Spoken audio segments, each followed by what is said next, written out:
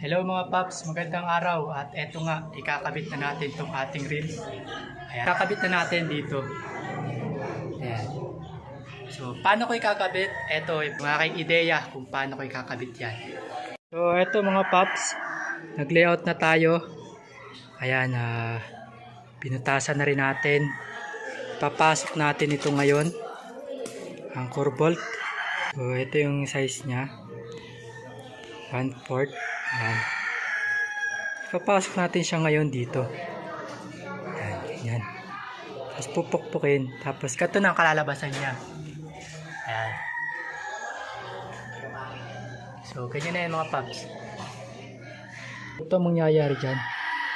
Bali, ito siya, ito. Ayan. So, ipapasok natin dito yan. Ayan, ang mangyayari.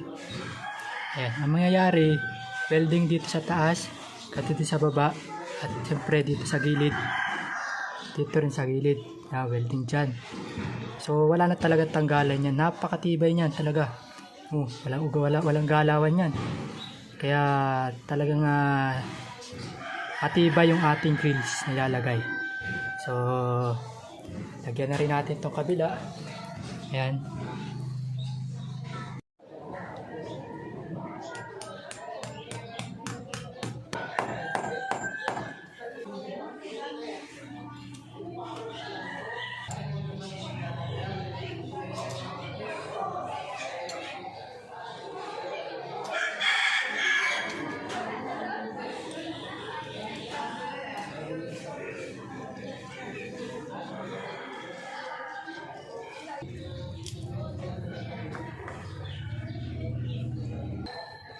Lalagyan natin siya nito para dito i-welding ating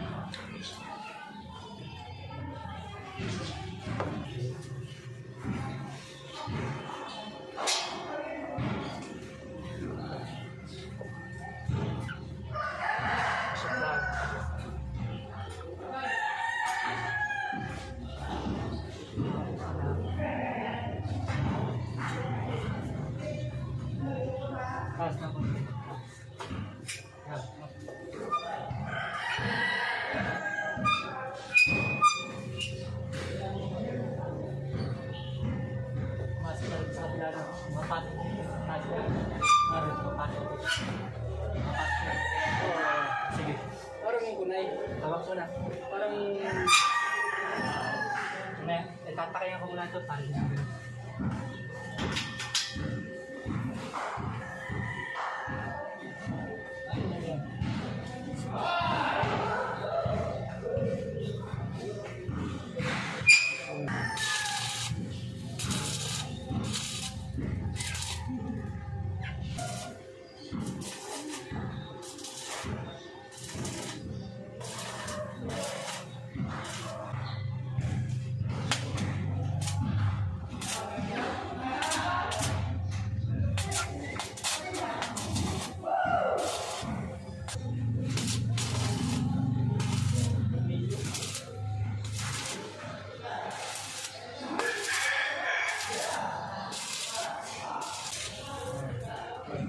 Mabubutasin eh.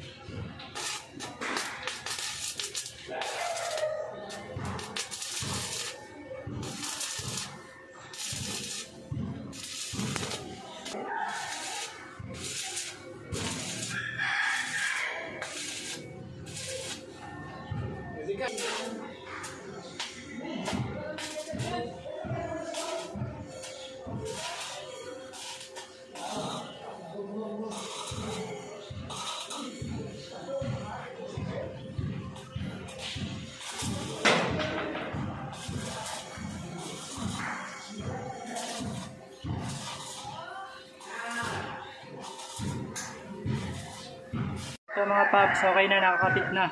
Talagang napakatibay nito. Walang galawan. Talagang kahit lamsitinan pa ng ilang tao, di nabibitaw yan. So makikita nyo, full weld talaga yan. Kabilaan. Yan.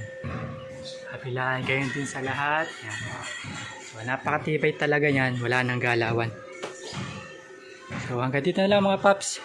Samahan nyo ako sa susunod na episode ng aking video. Maraming salamat!